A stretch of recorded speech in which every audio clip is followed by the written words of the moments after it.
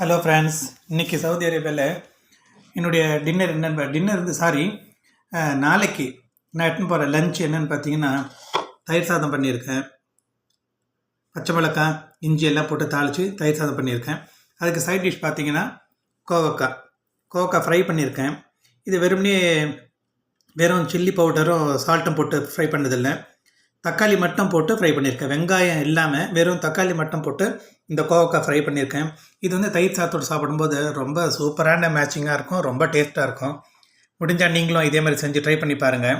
இப்போ நைட்டு சாப்பிட்றதுக்கு என்ன டின்னர்னு பார்த்தீங்கன்னா, தோசை பண்ணியிருக்கேன். இந்த தோசை கோதுமை மாவு தோசை.